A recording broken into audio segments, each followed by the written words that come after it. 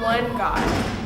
Deuteronomy 6:4-8 says, "Hear, O Israel, the Lord is our God, the Lord is one. Love the Lord your God with all your heart and with all your soul and with all your strength. These commandments I give to you today are to be on your hearts. Impress them onto your children. Talk about them when you sit at home and when you walk along the road, when you lie down and when you get up. Tie them as symbols on your hands and bind them to your foreheads." So this week at camp we learned that there's only one God, and how sometimes in life we have idols or things that we try and put above God, but He is the only God that we need to serve. One family.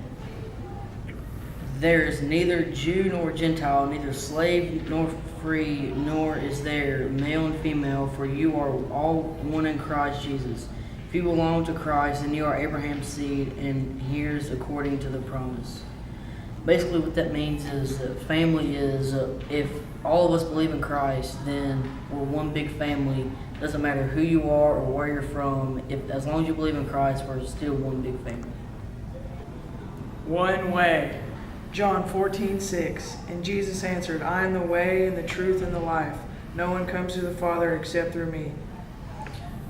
One thing I learned at camp was that there's only one way to heaven, and that's through Jesus Christ and His saving love, His saving grace.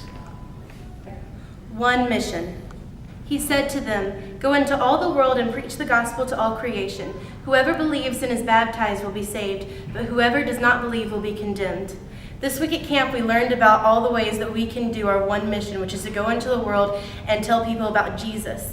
Jesus is the one who changes hearts, but we're the one who has to bring this message to the world. Now, that doesn't mean that we are expected to change the hearts of these people. That's God's job, but we have to go. That's something we learned at camp this week, that we have to be able to go out, and if that means go out to Tuscaloosa, that might mean turn to your neighbor and talk to them about Jesus, but whatever it means, God clearly tells us to go out and tell people about Him. This is also seen right here in Romans 10:14-15. How then can they call on the one they have not believed in? And how can they believe in one of whom they have not heard? And how can they hear without someone preaching to them? And how can anyone preach unless they are sent? As it is written, how beautiful are the feet of those who bring good news. See, we have to go out and tell people about Jesus, because otherwise they won't know. And God says that even a person who doesn't know will still be condemned if they do not hear it. So we have to go out into the world. We have to spread the news of Jesus to these people, because what greater news is there? That's the one mission, that we are able to go out into the world and tell people about God.